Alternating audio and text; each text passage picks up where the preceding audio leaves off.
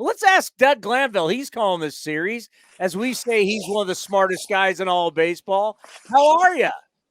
I'm doing great. Doing real good out here. I'm out in Phoenix and on the road, time zones, planes. It's like like the plane days, man. I feel good.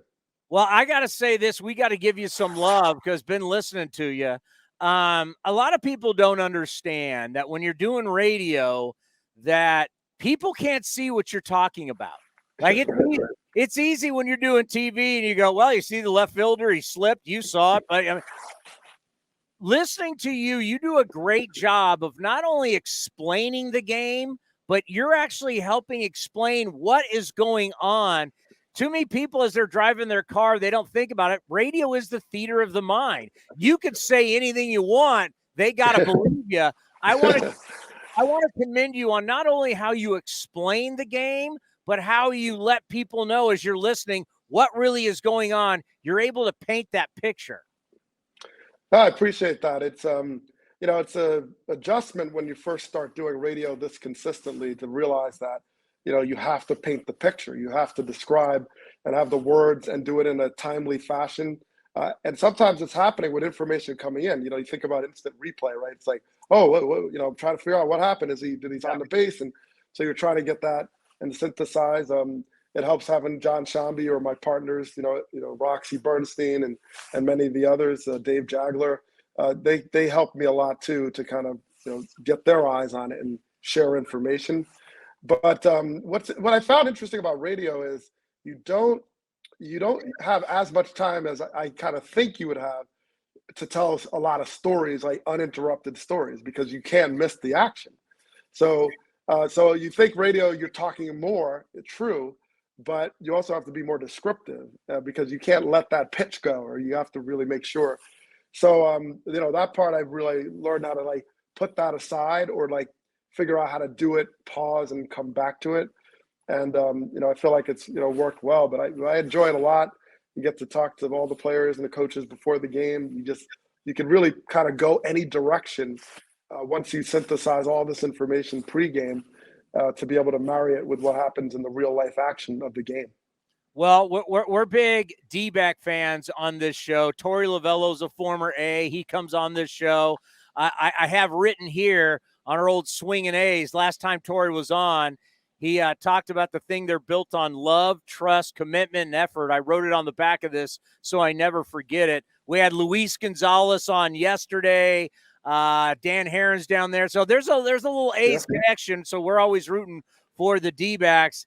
And I thought, man, if they just got to get back home, they just got to get that one win because they have been pretty good at home this year.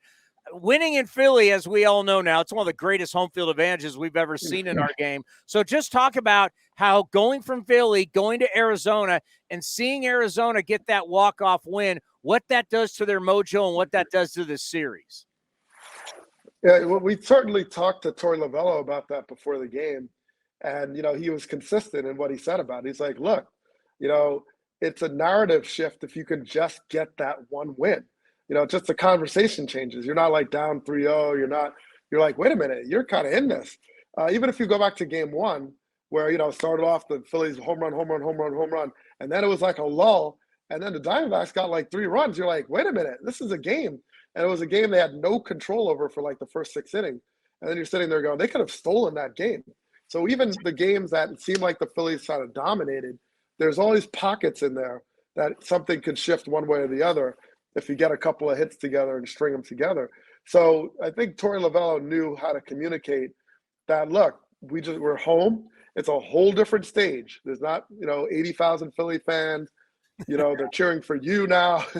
All those things were something that they could tap into to realize that it's a whole different season coming home now and being able to play on this stage.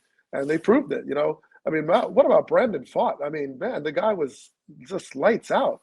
So, that was a guy that, they're buried for dead. Like, oh, the number 3 starter, Diamondbacks are done, no chance. I was like, well, he pitched well against the Dodgers. So, you never know. You kind of forget, like, oh, by the way, the Diamondbacks swept the 101-win Dodgers, just wiped them out. So it's like, that's something, right? I mean, So I think you just can't count anybody out. And the D-backs, their offense wasn't explosive, but it was good enough, and it got, the timely hitting they needed. Yeah, the strategy going tonight, the strategy, I have a problem with it. And we were, before you got on, my old college coach, Sam Ferraro, he's a Hall of Famer here at San Jose State and City of San Jose, won a lot of games, been to the College World Series. He claims to have invented the staffing game, because we used to do this all the time.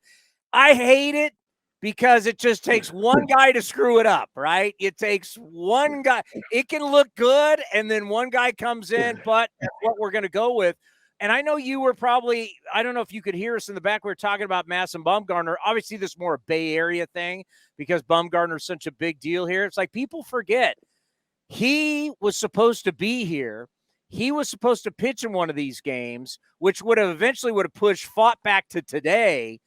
And like, I don't know how much you guys will talk about it. I don't even know how much you've even thought about it, but that's the D-backs, you start to see the lack of pitching in baseball, like in a game 7, or a 7-game series, you start to see teams scrambling just for a 4th starter. Yeah, and that's not the Phillies don't have that problem. That's why they're so dangerous. But yeah, the ERA of the Diamondback pitchers after Gallen and Kelly is 5.77. I mean, their starters they've been just like lighting fires. And but Fott just got better and better. I mean, that's the thing. And you never know how people will respond. But yeah, you forget they have Zach Davies, they have Kyle Gibson, they have all these other cats, Bumgarner. And if they were like 100% right and they're at their best, that would be a different thing. But they're not. But once again, the D-backs still won with their 3rd starter. That's baseball, and they're back in it because of the character that was not written in the script on day one in Brandon Pfaadt, but he pitched a great game. So that's why you just don't know. And there's no doubt that the fact that they are able to gain this win is just a huge confidence boost, because then now you can win all kinds of games if you just execute on the mound. I mean, that is critical. No doubt. And when you talk about Philly, I mean, obviously you know a lot about it, your college days, your playing days. We always think of Philly as this is the toughest town to play in, right? These are the guys throwing snowballs at Santa Claus. They're booing Mike Schmidt, the greatest Philly of all time. But for all that, you talk about Eagles fans and everything, to see when you flip it and they're giving all the love that they can give, when now that you go back as a former player and you look at Citizens Bank and you look at just this home field advantage, have you ever seen anything like it when Philly turns on all the love for the team? No, I can't say I have. I mean, there's some great fan bases throughout sports, so there's no doubt that they're not alone. But from a baseball standpoint, and knowing Philadelphia, I've never seen it quite like this. And I played for a lot of teams that weren't very good, so that's definitely part of it. But the new ballpark, which opened up in 04, and then having the 08 teams and the good teams, and now the expectation. And I think we're all different as a society, right? You come out of the pandemic, and just things kind of shift a little bit. And now Trey Turner is a guy that they wanted over there, Bryce Harper, and they said, well, maybe we have an ability to improve a player performance in another way. We're not going to necessarily motivate them in one way by just getting on them. Maybe it is about something else. And they kind of leaned into that. Alec Boehm, guys that responded. And that's the test in and of itself. You get the support, then what do you do with it, right? And Turner turned into this, mega all-star. He was already a great player, but he kind of found it again. And I think it's good to see that there's this versatility of response for Philly fans, because I felt like there was still plenty of support when I was playing there. You just didn't necessarily get it in mass like that, but you always got it. The fans were great to me, and I had a very good relationship. It was always simple to me. First of all, I was a Philly fan as a kid, so I get it. Second of all, I figured it's all about like playing hard, respecting the game, respecting Philly history. I think if you do all those things and you're open about it, I think they'll have your back, even if you're not hitting 375. So it was good to see, and I think it was not just good for Turner or Boehm in those moments, but for the whole team to see that they have a fan base that really has their back. All right, when you had maybe a time as a Philly where you had a long offer going, Did they ever sing a song to you? Did they ever do anything at the old vet? Were they singing to you in a long over back in the day? Well, I don't know if they were singing, but I fortunately, I had anytime I had like a big offer. Thankfully, there wasn't a ton of those. Yeah. I had enough hits in there because I was always swinging. I would get the ball. I would stop the game and get the ball, and people were like, "Oh, is that your 500th hit?" No, I'm just 1 for 21 right now, so I'm just getting the ball. So I stopped the game a lot of times, but I confused everybody. So that was always fun to me. But no, the Philly fans, they were good to me, and yes, it was hard at times. Look, I got booed. It's not that I didn't get booed. I misread a ball, and Eric Milton's could have been no hitter, and I got booed. And the next inning, LaTroy Hawkins threw a pitch in my head when I was trying to bunt, and I ended up on my back, and they cheered for that. And I'm at home, but I got the bunt down, and Burrow got the game-winning hit or someone, and that was it. And I was upset, but I also knew that they were being consistent. There was nothing inconsistent about it. So they get on you, but I think overall I had a good relationship. And I was living downtown in Philadelphia. Fans would stop me and walking across the street, and they wouldn't just be like, "You're terrible, you're great." They'd be just like, "Hey, you got to work on tucking your front shoulder in, okay? You got to get that closed. You get your hands maybe if you put your elbow a little bit higher." I mean, I got hitting lessons from Philly fans in downtown Philly. I mean, that's just Phillies. I love Philly. Philly's a great town. All right, so if you're the Phillies, there has been talk. I mean, you're not going to criticize anything offensively because they've been a juggernaut. Obviously, everybody's hitting. I mean, the numbers are off the charts. But yes, are you going to remain where Castellanos, Realmuto are more down in the order? Castellanos is historically hot. Do you want to move him up a little bit? How would you do the order, knowing that you're probably going to get right, left, right, left? I mean, you're going to see. In a staffing game, you could see anything. Yeah. Well, we ask Rob Thompson this every day, especially when Castellanos had the 4 home runs in 2 games, and he's like, "I come down, I just don't want to mess with it." It's regular season, you might look at it differently. Like, okay, game 39, like, okay, let's just move this guy up. But now when something's working and guys are comfortable and in the rhythm, and you don't want to seem like you're panicking or being too knee-jerk, I think, his decision was more to keep the stability of it. So I think it's, it could go a lot of different ways. Now that they got shut down, you could sort of look at it differently. But, these guys have overall been really good. And it's worked, like you said, the matchups, the righties and lefties are spaced a certain kind of way so that you can't just bring in Joe Mantiply and just kind of go through all these lefties. So that's what they're going to weigh. And but once again, with these bullpen type games, you have to think differently, and all you're doing is trying to get one out at a time. Yeah. And you might use 12 pitchers, but that's all you want. And then you look up, and hopefully you have the W.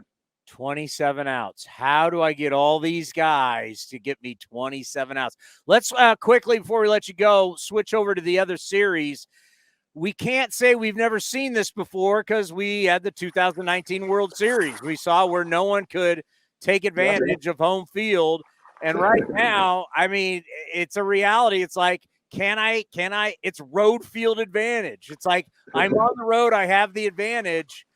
It's the strangest thing. I mean, what do you make of when I can't win in my home yard and I can't lose wherever I go on the road?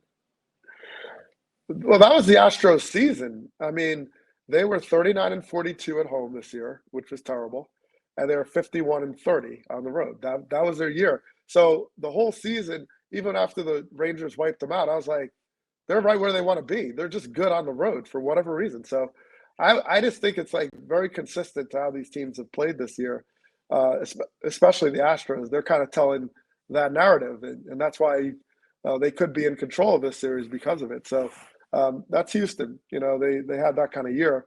So you got 2 great managers with a lot of institutional knowledge going at it. They're going to use every trick in the book. They might bring in David Copperfield and try magic. They might try anything. But they're a lot of fun to watch, and I love watching them, especially when Bochy was literally retired and Dusty was on the sidelines before the scandal. And look at what they're doing now. It speaks to the importance of having great people skills, managerial skills, and institutional knowledge. That still means a lot. I don't care what formulas you figured out or algorithms you figured out or bullpen. it still comes down to having a balance between great information and great people skills. And that's why this series is really fun to watch, because it's like two heavyweight boxers going at it. What's the mindset you think right now, Texas, after losing these first 2 games at home? Well, they still have another one to just right the ship. They still could be up 3-2, then go back to Houston. So they have a really good offense. That's they're explosive. Their bullpen is a weakness. That's their challenge. And anytime I see them only get 1 inning or a third of an inning out of their starter, I'm like, they're in trouble, because that ripples and there's no days off, right? So not at least these 3 games. So you gotta sort of pace yourself, and it's hard to do when every out counts. So I thought that was a bad sign that the Astros got into their bullpen early, because that is their weakness, and it's a strength of the Astros. Well, I can't tell you, during the playoffs, you coming on from Arizona means a lot. Thank you so much. We appreciate it. We're listening, and Arizona's back in the series. If they lost yesterday, you're thinking, oh, is this thing going to be 4-game and sweep? But if not, hopefully we got a good series. But thank you. Have a great call today. We appreciate it, and you be well. All right. Appreciate you having me. Always Thank a pleasure. you.